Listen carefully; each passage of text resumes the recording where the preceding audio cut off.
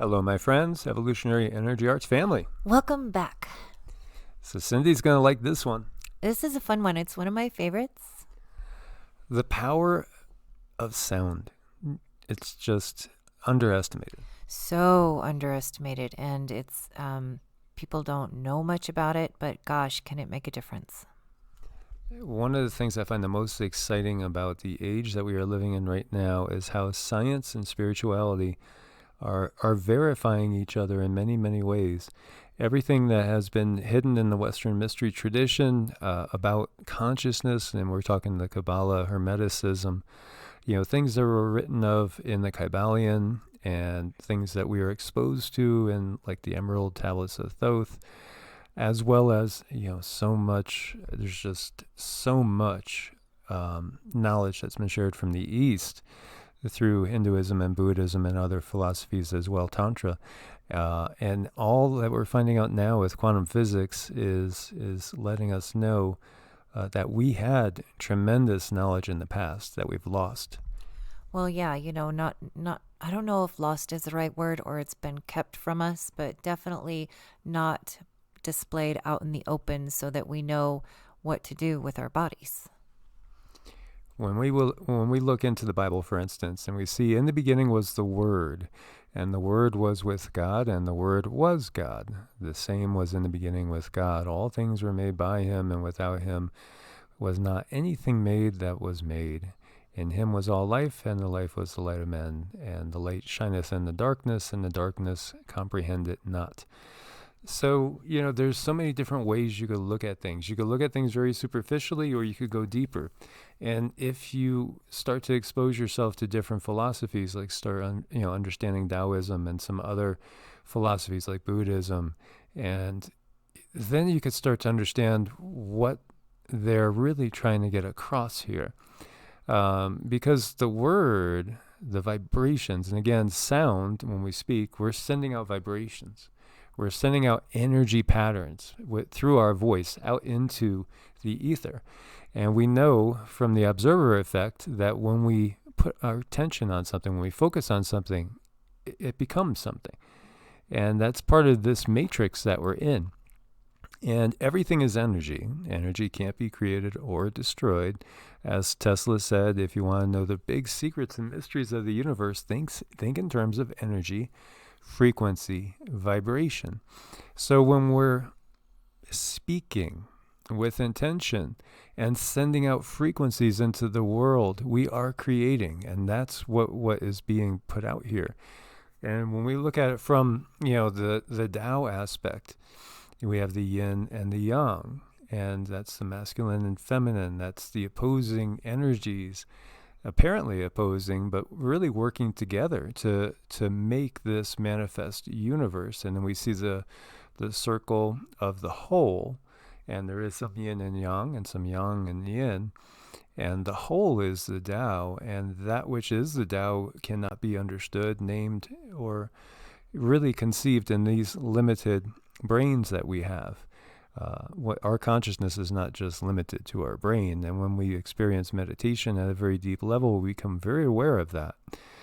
So when we're talking about this, all things were made by him. Now that puts me into the Shiva and Shakti, because Shiva is that which is not. It's just the universal consciousness out of which the idea of this manifest universe comes. And the idea of the manifest universe is the only way it bears fruit is through Shakti, the divine feminine principle. And so, that divine masculine, the universal consciousness, has the thought, and through the divine feminine principle, the manifest world comes into being. So it's the sound that creates and changes everything around us. And when you think about that, us as individuals and our sound and our frequency, we all carry a certain frequency, and it's very, very powerful, and it's underestimated, and it's something we can use to change our lives dramatically. It's true. Each one of us is a unique aspect of God, and each one of us holds our own unique frequency. And each one of us has our own perception of reality, which very well is not exactly the same as any other single person's vision of reality, and that's the way the universe works. Now, the light shining in the darkness, the light is the manifest universe, and the darkness is the void from which everything comes. Well, we are made of light.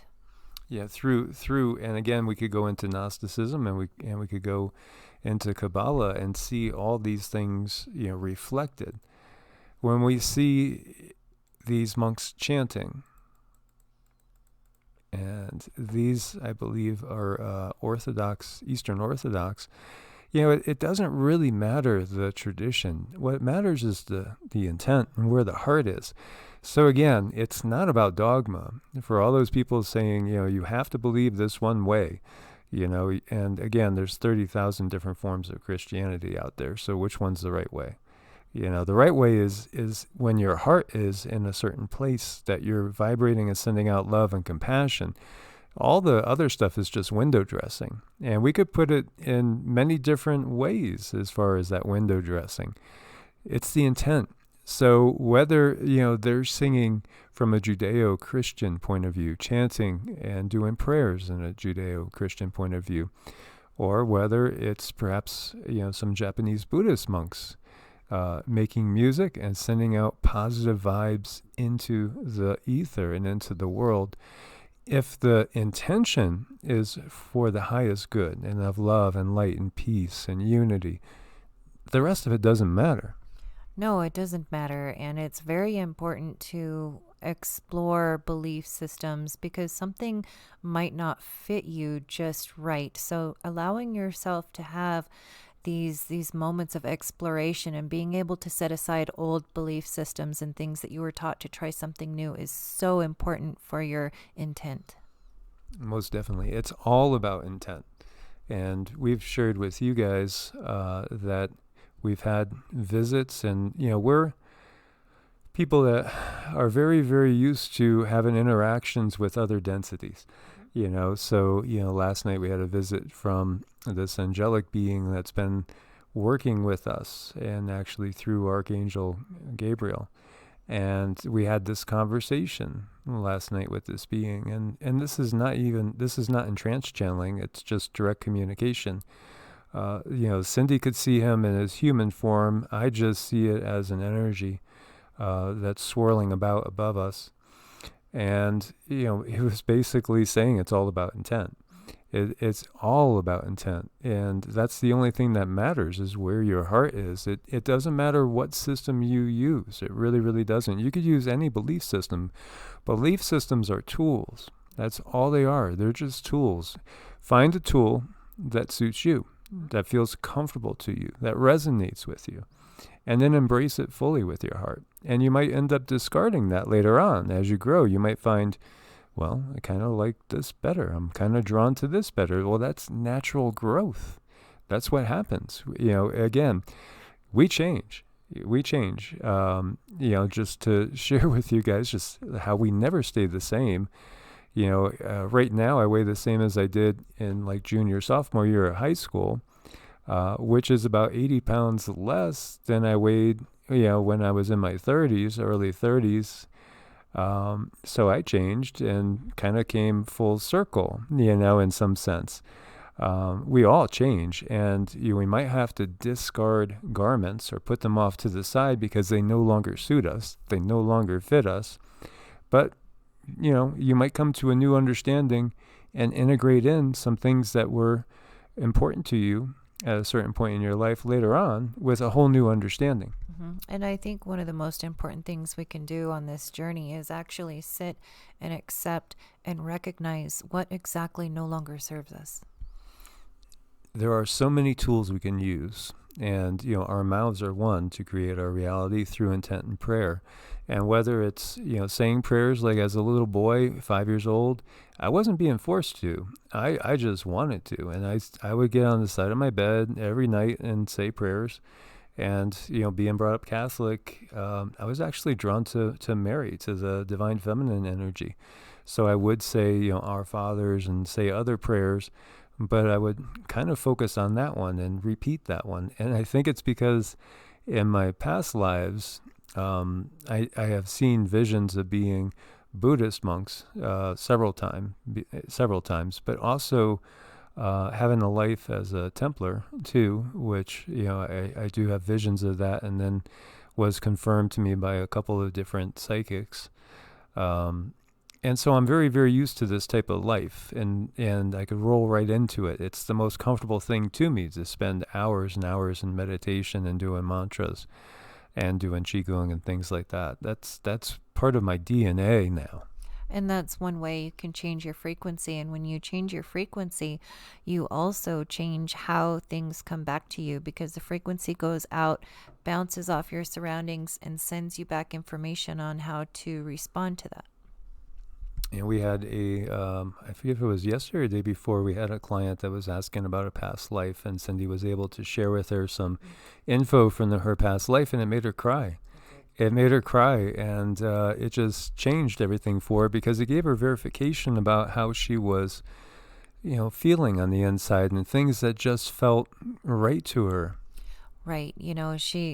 I told her she had a very strong fairy past life, and she was a natural healer, and just her presence around people lifted their vibration. And she's like, oh my gosh, I'm like, the counselor to everybody. And it just really made her feel good to have that confirmation. And she truly is such a wonderful being. Yeah, and it's something that is a gift that Cindy has from her past life work, because she's done so much past life work. A lot of these things come just very, very easy to her, and she's able to, see into things like that, see past lives, often, see and speak with relatives that have passed on. It's just part of, who she's always been, going back to childhood. And, unfortunately in the West, it hasn't been cultivated. Of course, these times are different now. There's a lot of other tools we can use, as we see these Tibetan singing bowls, which are blissful, and they can change the resonance of a room. They could change our consciousness. And we've found it very important to embrace music more and more in these times of all sorts, especially if you do it yourself. And that would be something I would recommend to everybody out there. If you have a bucket list and you wanted to learn guitar or learn anything, go do it. Just be expressive. Let that creative force come through you.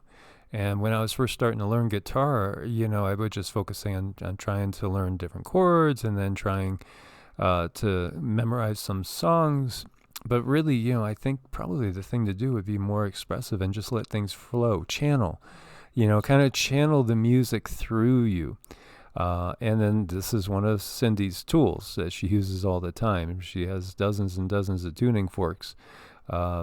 Basically, they have different frequencies on them, and she has specific tuning forks for each specific organ, as well as different healing frequencies.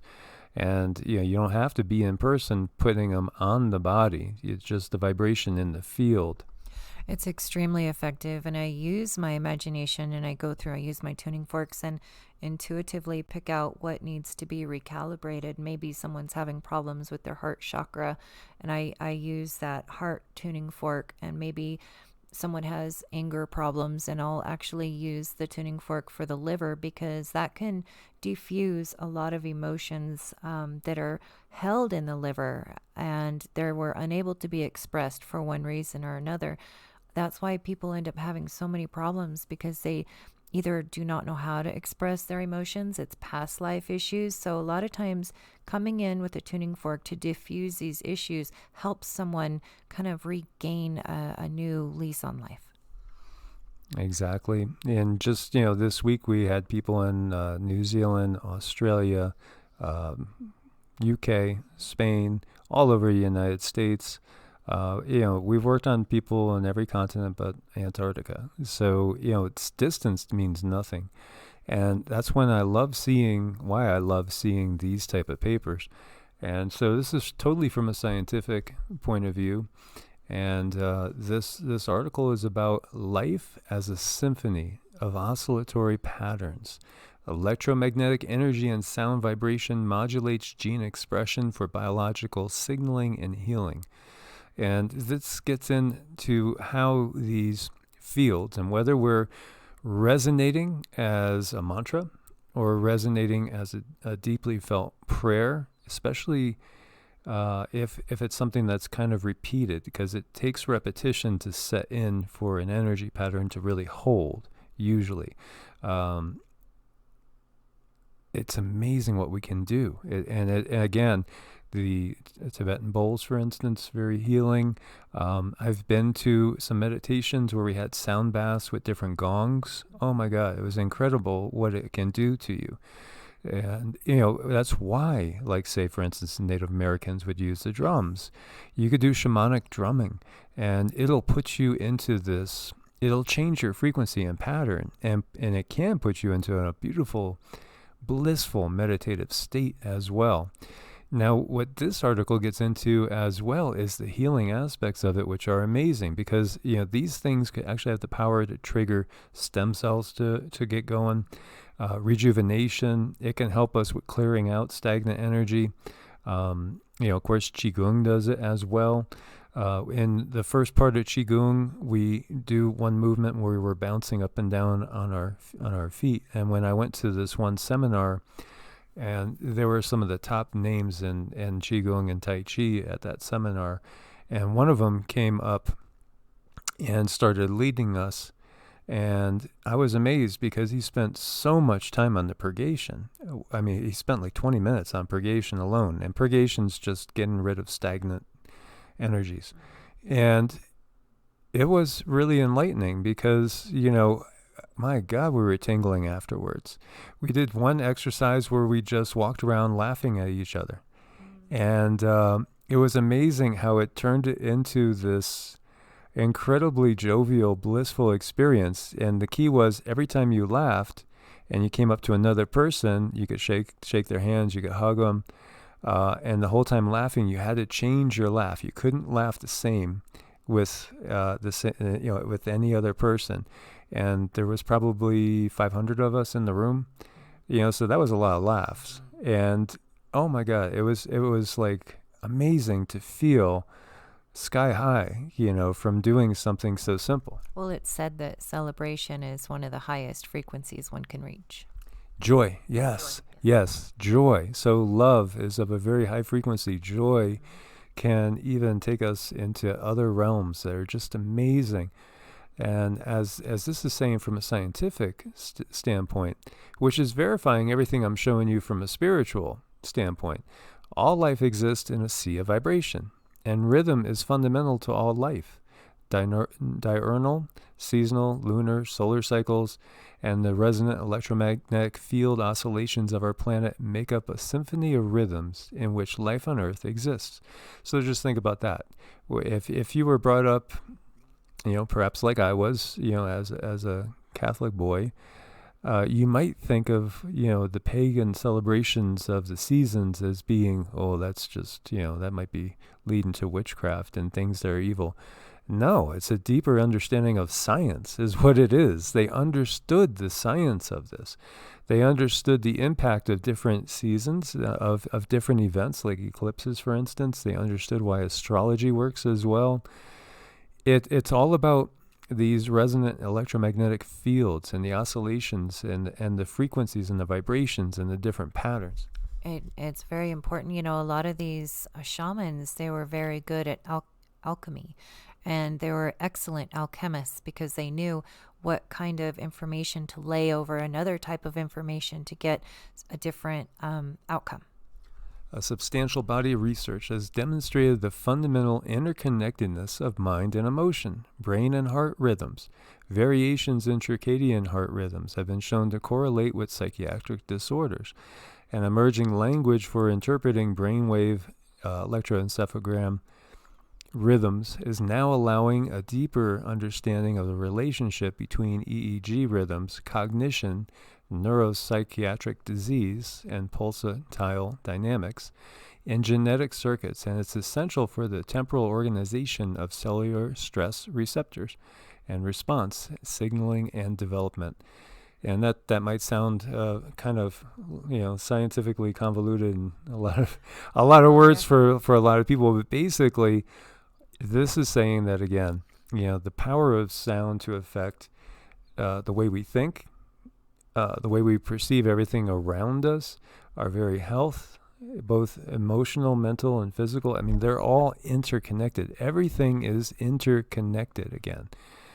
And so it's amazing how being exposed to different vibrations can change our whole world. Oh my gosh, it can. And just, the act of breathing and how you breathe and bringing that breath can be so extremely healing. Music has been shown to modulate severe cardiac and neurological functions and to trigger measurable stress-reducing pathways, to modulate blood pressure, heart rate, respiration, EEG measurements, body temperature, and galvanic skin response, alter immune and endocrine function, and basically get rid of pain, anxiety, nausea, fatigue, and depression. Significant correspondence has been found between specific musical tones played through to the skin through speakers and traditional Chinese descriptions, musical tones associated with the acupuncture meridians. So they've also found now that there's a reason why acupuncture works. Now we know with Kirlian photography, we could see the aura is real. 30 years ago in the West, if you started talking about aura and chakras, people would have looked at you like you're possessed. Like, oh, you're crazy, you're woo-woo. No, this is all science that has been known. It's been covered up and hidden, but it's all being exposed right now. So the notion that one hears sounds not only through the ears, but rather through the whole body is echoed in the words of the Sufi musician, healer, and mystic, Hazrat Inayat Khan. A person does not hear sound only through the ears. He hears sound through every pore of his body. It permeates the entire being, and according to its particular influence, either slows or quickens the rhythm of blood circulation. It either awakens or soothes the nervous system. It arouses a person to greater passions, or it calms him by bringing him peace. According to the sound and its influence, a certain effect is produced. Sound becomes visible in the form of radiance. This shows that the same energy which goes into the form of sound before being visible is absorbed by the physical body. And that way the physical body recuperates and becomes charged with new magnetism, because we are bioelectromagnetic beings. And this was really, really struck me, because when I do channel, the information comes from different places, and it's been so hard to explain or understand. But this paragraph here really helped me understand that it's my whole body. I'm listening to my body, not just through my ears. It comes through us, it resonates with us, and it changes us. And so, the more that we understand these things, we see, and science and spirituality are going to come to a merger point. They are starting to. And you could see clearly why all these things work. And, Sufis are of the Islamic faith, but they are also mystics, so it's in that mystical tradition that we find the truth through like Hermeticism, through Gnosis and Gnosticism, which was so persecuted by the early church. There's a reason, because, this path leads to liberation, whereas the other paths have been all about control and keeping us locked down into a low frequency where we're easily manipulated and controlled. I think it's really important to recognize that how we have been controlled, and allow yourself to take a look around, experience new things, look at different things. Don't be afraid to step out of the box. That's something that I really want to impress upon people. Explore, explore, explore. Yeah, and be yourself. We don't have to conform to becoming anybody else. When we see, and I go back to, thinking about Catholic school again and things like that, everybody dressed up in uniforms, and conforming, becoming homogenous, there is we want unity, but it's unity through freedom of expression, not through forced compliance. That's so true. Forced compliance it's just what we know. It's what we've been brought up with. So, our entire health can be changed just by things such as, enjoying some good music. Yep. And creating music yourself, and the power of mantras, which, I do thousands every day. Pretty much every day I'm in the thousands of repetitions. But they completely change me from head to toe. And, I come out of it and I am just so aware of the different levels and layers to my energy body. I just know that, if anything happened and this body was gone, I still am. Oh, definitely, yeah. It's again, it's the gnosis, which is knowing through full experience. You have to experience it for yourself to know. And then everything changes. It sure does, big time. And so this is Dr. Harry Eugenio, who we had talked about before, and it's another one of his PDFs. And I find it fascinating because he talks about the Merkaba and how it should spin a 33 and 1/3 clockwise and 11 and 2/3 counterclockwise rhythm. And also, he gets right into the fact that how it's been basically disconnected in us, and it appears that we've been genetically mutated or changed in some way. Because if we were the way we were supposed to be, we would live much longer lives, 10 times or more the average human lifespan. And again, it's all about vibration. It's all about frequency. It's all about, where we are resonating with. It sure is. And it's fascinating. Some of this is a little technical, but we've touched on it all before. I'll give you guys, the PDF. It's all about frequency. We could change our health with frequency. We could change our perception, and we could change our ability to actually manipulate and move ourselves through different densities, different dimensions, and fully recognize and realize that we are multidimensional beings. We are functioning on more than one level. You're far more than just your body. Just that recognition is life-changing. But at the same time, you are far more than your body, but you can also affect the health of your body greatly by just adapting and embracing some, different practices. And you could tailor it to whatever fits you. So if you want to all day, you don't have to do it all day, but if you want to set aside every day to just praise Jesus, fine. Praise Allah, fine. It's really where your intention is, where your heart is. That's the thing. And this is a little article on the power of mantra. And mantras I've found to be just indispensable. Oh my gosh, they've really been life-changing for me. And, Sanskrit is constructed in such a way that it correlates to the number of lotus flowers on the chakras. And each Sanskrit letter correlates to one particular lotus flower on the chakra. So in doing certain mantras, you are activating different chakras in different patterns. And so recognizing that when we are, calling on particular energies, we're really, calling on archetypal energies as well. So there are repeating archetypes that we see, and Joseph Campbell has done great work on that, and we'll go into that in more details.